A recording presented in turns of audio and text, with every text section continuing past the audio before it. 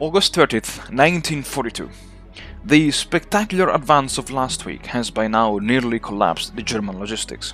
If it wasn't for a careful micromanagement of the resources allocation between the different armies operating into the Soviet Union, and without the endless support of the Luftwaffe transport wings, the Germans would have never been able to reach that far in such a short time.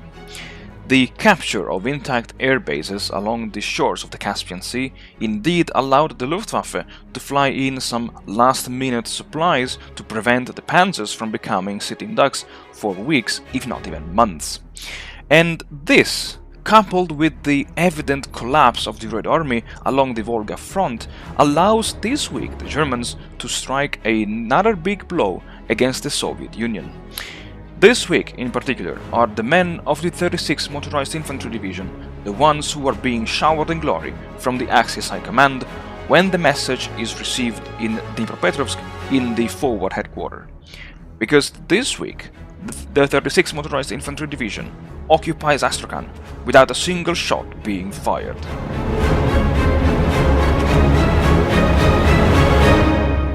Howdy folks, welcome back to the channel and welcome to a new weekly episode of War in the East 2 with the Axis campaign. And so I wanted to ask you guys, what can happen when your most forward logistics base is now over hundreds of kilometers or miles behind the most advanced spearhead of your, in this case, of the 4th Panzer Army?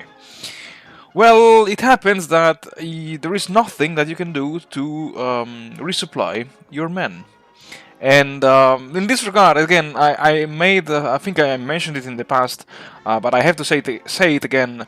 God bless the Luftwaffe transport wings, because the Ju-52 /3C or /C3M, when they are supplemented with the 300 liters drop tank, they are really the plane with the longest range in War in the East 2.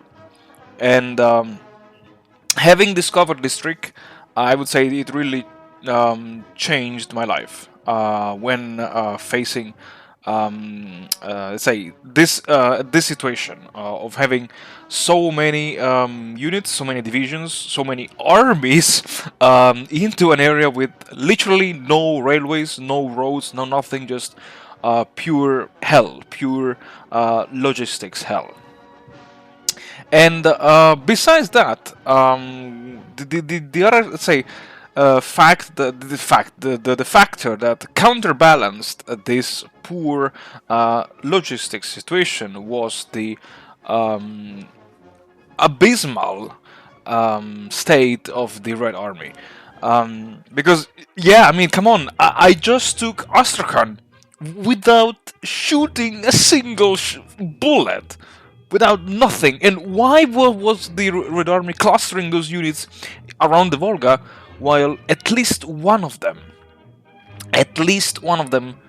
should have been parked in Astrakhan?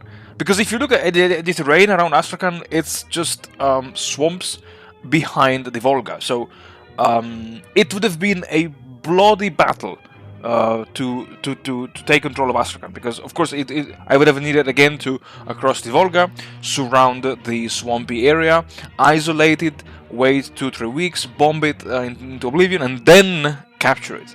But this is like one of the best coup de main that I've ever seen in this whole campaign in the East. And yeah, so I would say that's that's why I'm feeling very optimistic that despite this, let's say, crisis in the supplies and fuel and everything, yeah, the combined effort of the 4th and the 1st Panzer armies will lead the Axis armies in the East to the ultimate glorious victory. And with this brief complaint, folks, I thank you very much for watching. I thank you very much for supporting the channel. I wish you all the best. Stay tuned with me, because this campaign is really coming to a victorious end. And yeah, besides that, I wish you all the best. Stay tuned. I'll see you all next week for the Axis campaign, and I'll see you all in a few minutes for the multiplayer challenge.